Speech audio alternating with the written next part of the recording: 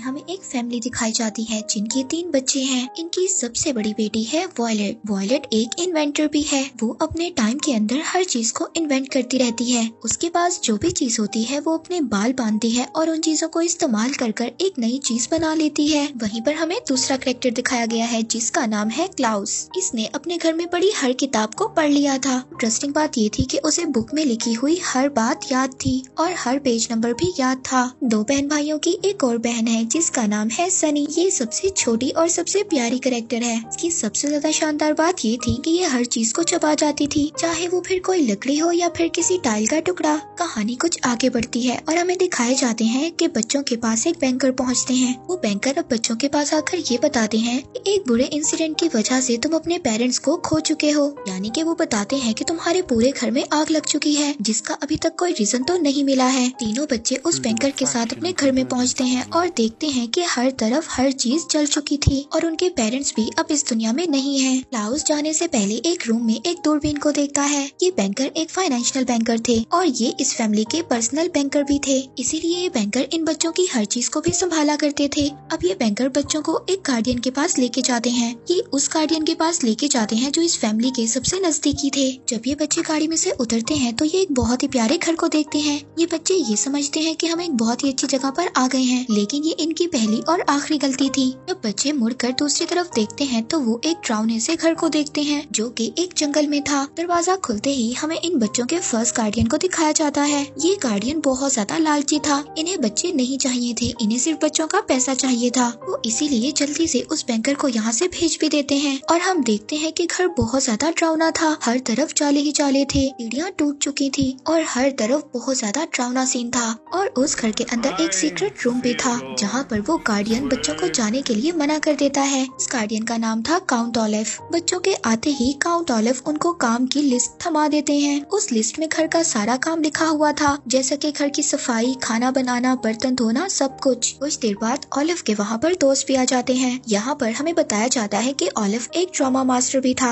इसके दोस्त बहुत ज्यादा बुरे और काफी खौफनाक दिखाई देते थे। ऑलिव बच्चों को बोलता है कि 8 बजे से पहले पहले मुझे डिनर चाहिए और इसके बाद वो अपने दोस्तों के साथ ड्रामा प्रैक्टिस करना शुरू कर देता है। उसकी ड्रामा प्रैक्टिस इतनी ज्यादा बोरिंग थी कि उसके सभी दोस्त वहाँ पर सो जाते हैं। दूसरी तरफ बच्चे जब किचन में जाते हैं तो उनको वहाँ पर चूहे और मरे हुए कीड़ों के अलावा कुछ भी नहीं मिलता। कुछ ना होने के बावजूद और काफी मुश्किलात की वजह से वो बच्चे फिर भी पास्ता रेडी करते हैं। न ज्यादा काम करने के बावजूद फिर भी काउंट ऑलिव बच्चों पर चिल्लाता है और कहता है कि तुम्हें तो बहुत बुरी सजा मिलनी चाहिए। इसी वजह से वो क्लाउस को मारता भी है। बच्चों के साथ पहले ही बहुत बुरा हो चुका था और वो अपने पेरेंट्स को भी खो चुके थे और काउंट ऑलिव भी बच्चों के साथ बहुत ज्यादा बदतमीजी कर रहा था। वॉयलेट तीनों बच्चों में सबसे बड़ी थी। अब वो ये कहती है कि जहाँ पर हम रह रहे हैं वही हमारा घर है। वो अपने बालों को बांधती है और एक छोटा सा एक्सपेरिमेंट करती है। वो वहाँ पर एक छोटा सा हट तैयार करती है जिसमें वो बच्चे बैठे थे और उनके पेरेंट्स की एक पिक्चर भी थी जिसके ऊपर रोशनी डालने से वो टेंट के ऊपर दिखाई दे रही थी। अगले दिन काउंट ऑलिव पहुँच जाता है बच्चों के साथ कोर्ट में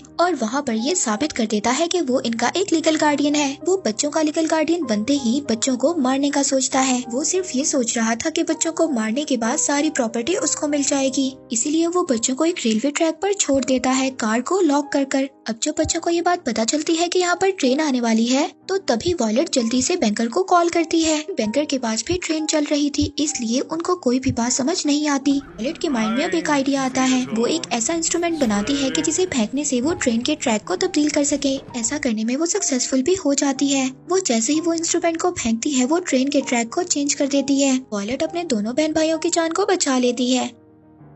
इसके बाद वहाँ पर उनके बैंकर भी पहुँच जाते हैं। वहाँ पर आकर ये समझते हैं कि मिस्टर काउंट ऑलिव ने बच्चों को कार चलाने की इजाजत दी है। बच्चे अपने बैंकर को ये समझाने की भी कोशिश करते हैं कि उनके गार्डियन ने उनको मारने की कोशिश की है, लेकिन उनके बैंकर को कुछ भी समझ नहीं आता। ना कि वो बच्चों को मिस्टर काउंट ऑलिव से छुड़वा कर ले आते हैं। इसके बाद वो बच्चों को लेकर पहुँच जाते हैं उनके दूसरे गार्डियन के पास। अब इस दूसरे गार्डियन ने ही बच्चों की देखभाल करनी थी। यहाँ पर बच्चों के साथ इतना बुरा तो नहीं हो सकता था कि जैसे उनके पहले गार्डियन ने उनको मरने के लिए ट्रेन के आगे छोड़ दिया था। ये एक डॉक्टर थे और इन्हें जानवर पालने का बहुत ज्यादा शौक था, खासकर सांपों का। इनके पूरे घर में अलग अलग किस्म के जानवर थे। वो बच्चों को बताते हैं कि कैसे उनके पास इतने ज्यादा सांप आए और उन्हें कितना इन जानवरों से प्यार है। वो वहाँ पर बच्चों को 2 मुंह वाले कोबरा से भी मिलवाते हैं और 3 आंखों वाले मेंढक से भी। फिर वो आखिर में अपने सबसे खास जानवर से मिलवाते हैं। ये एक ब्लैक पाइथन था। वो बच्चों को बताते हैं कि कैसे उन्होंने अपने दोस्तों के साथ मिलकर इसको पकड़ा था। वो बताते हैं कि ये दुनिया का सबसे ज्यादा फ्रेंडली जानवर है,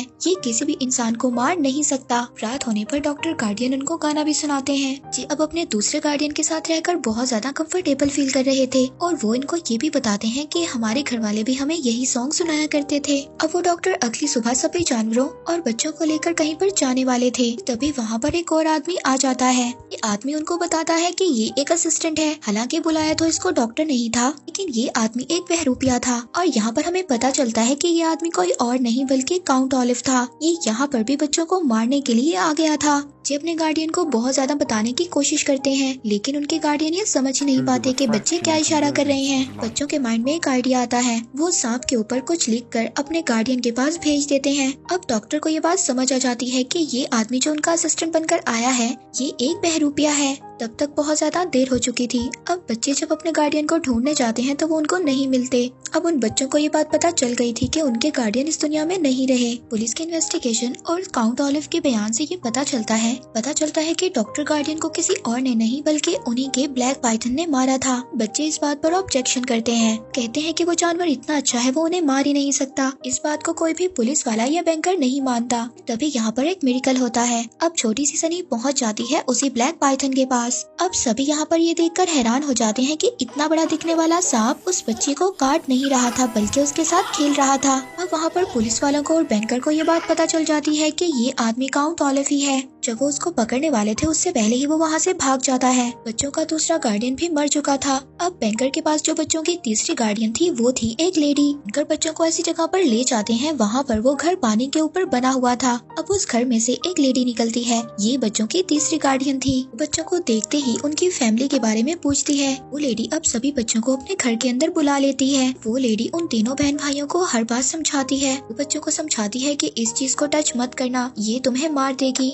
या फिर फ्रिज की तरफ मत जाना, वो तुम्हें अपने नीचे दबा देगा। उस झूमर के नीचे मत जाना, वो तुम्हारे ऊपर गिर जाएगा। हो सके तो किसी डोर के हैंडल को भी मत टच करना, अगर वो टूट गया तो वो तुम्हारी आंखों के अंदर लग सकता है। वो लेडी हर बात से डरा करती थी। वो ये सोचती थी कि आज नहीं तो कल इन चीजों से वो मर जाएगी। इस वजह से वो घर से बाहर भी नहीं जाया करती थी। अब वॉयलेट उस लेडी से पूछती है कि क्या आपको पता है कि हमारे पेरेंट्स की डेथ कैसे हुई, यानी कि हमारे घर में आग कैसी लगी। लेकिन वो लेडी उनको कुछ भी नहीं बताती। वो वॉयलेट को एक पुराना एल्बम दिखाती है जिसमें उसकी बहुत ज्यादा पुरानी पिक्चर्स और बहुत ज्यादा पुरानी यादें थी। बच्चे देखते हैं उस एल्बम में कि ये लेडी बहुत ज्यादा ब्रेव हुआ करती थी। तभी उनके सामने एक ऐसी पिक्चर आती है जिसमें एक बहुत बड़ा ग्रुप था। तभी वॉयलेट उस लेडी से पूछती है कि क्या आप मेरे पेरेंट्स को जानती थी, यानी कि मेरे पेरेंट्स आप लोगों के साथ रहा करते थे। और इस पिक्चर में वो अपने सेकंड गार्डियन को भी देखते हैं, उनको काउंट ऑलिव ने मार दिया था, यानी कि आप सभी लोग एक दूसरे को जानते थे।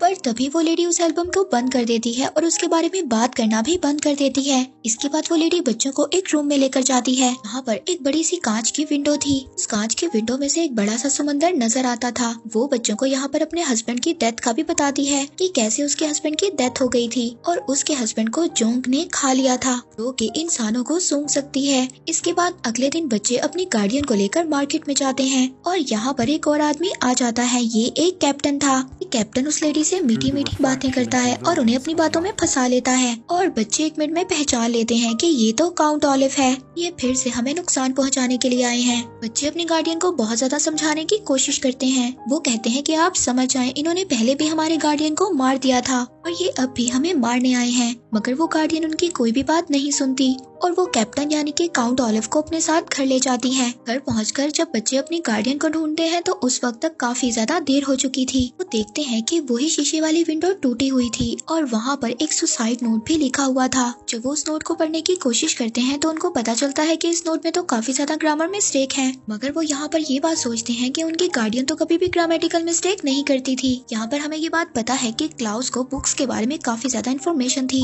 वो वॉयलेट को बताता है कि अगर कोई ग्रामर मिस्टेक कर रहा है तो इसका मतलब ये है कि वो हमें कुछ बताने की कोशिश कर रहा है। गार्डियन हमें कोई ना कोई चीज बताना चाहती हैं और तब उन्हें पता चलता है कि यहाँ पर उन्होंने एक केव का नेम लिखा था, यानी कि वो एक जगह पर छुपी हुई हैं और मरी नहीं है। इसके बाद वहाँ पर एक बहुत बड़ा तूफान आता है, हर तरफ से हर सामान उड़ रहा था। जैसा कि उनकी गार्डियन ने बताया था बिल्कुल सेम वैसे ही हो रहा था। गैस की टैंकी लीक हो गई थी, किचन से गैस निकलने लगी थी, जिसकी वजह से एक दरवाजे का हैंडल भी ऑलमोस्ट टूट चुका था, यानी कि वो हैंडल टूटकर उनकी आंखों में लगने वाला था। फ्रिज भी उस तूफान की वजह से उनके ऊपर गिरने वाला था। वो बच्चे तूफान से बचने के लिए जमीन पर लेट जाते हैं और जब तूफान रुक जाता है तो वो बच्चे देखते हैं कि वो मरे नहीं थे, वो अभी भी जिंदा थे। वो देखते हैं कि उनका घर 2 पार्ट्स में डिवाइड हो गया है और वो सिर्फ एक लकड़ी के टुकड़े के सहारे पर खड़े हुए हैं। इतनी ज्यादा खौफनाक चीजों का सामना करने के बावजूद वो अभी तक नहीं हारे थे। अब वो एक भारी सी चीज को उस लकड़ी पर मारते हैं ताकि वो लकड़ी का टुकड़ा झूल कर दूसरी तरफ जा सके और वो कूदकर जमीन पर पहुंच पाए। वो वहाँ पर आकर एक बोट में बैठते हैं और उस जगह पर जाने लगते हैं जहाँ पर उनकी गार्डियन अभी भी जिंदा थी।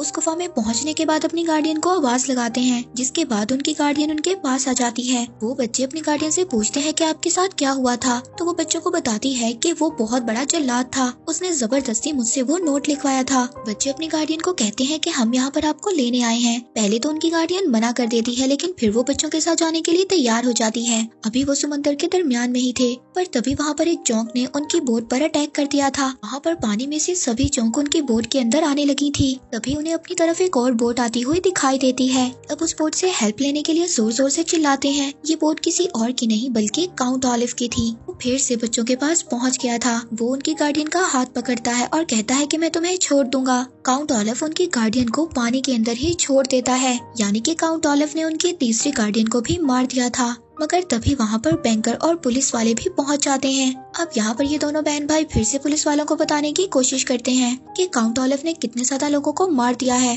और वो हमारी जान के भी पीछे पड़े हुए हैं।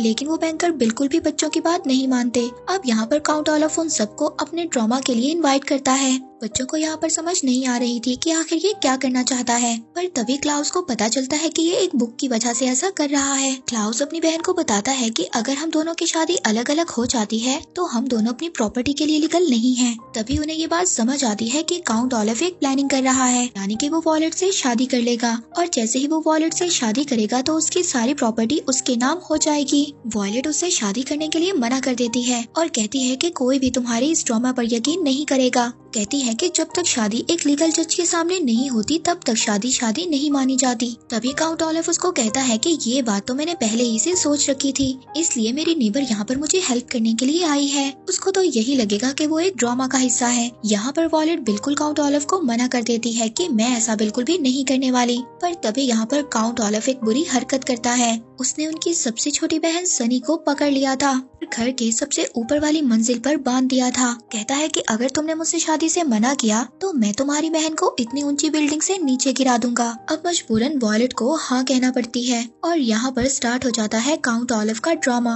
मगर अब भी क्लाउस ने हार नहीं मानी थी। वो ये सोच रहा था कि अगर वॉयलेट इस सिचुएशन में होती तो क्या करती। वो अपनी बहन को बचाने के लिए बिल्डिंग के ऊपर चढ़ना शुरू कर देता है और दूसरी तरफ ड्रामा भी चल रहा था जहाँ पर शादी का सीन चल रहा था। सभी को ये लग रहा था कि ये सिर्फ एक ड्रामा है। अब क्लाउस उस रूम में पहुंच चुका था जहां पर काउंट ऑलिव ने उनको जाने से मना किया था। क्लाउस के हाथ में एक पेपर था जो कि उसको अपनी लेडी गार्डियन के घर से मिला था। पेपर के ऊपर एक आंख बनी हुई थी जो कि बिल्कुल सेम काउंट ऑलिव के रूम में बनी हुई आंख थी। इधर क्लाउस अपनी छोटी बहन को भी बचा लेता है। दूसरी तरफ ड्रामा भी खत्म होने वाला था कि वॉयलेट अब मैरिज सर्टिफिकेट पर साइन कर रही थी। पर तभी दूसरी तरफ क्लाउस को भी ये बात समझ आ गई थी कि ये जो आंख के ऊपर सूरज की रोशनी पड़ रही है ये किसी भी चीज को जला सकती है। और अब क्लाउस यहाँ पर सिर्फ और सिर्फ सूरज की रोशनी का वेट कर रहा था कि जैसे ही इस आग पर सूरज की रोशनी पड़ेगी वो इस जगह को तबाह कर देगा। सूरज की रोशनी पड़ते ही अब वो सर्टिफिकेट को जला देता है जो कि अभी भी वॉयलेट ने साइन किया था।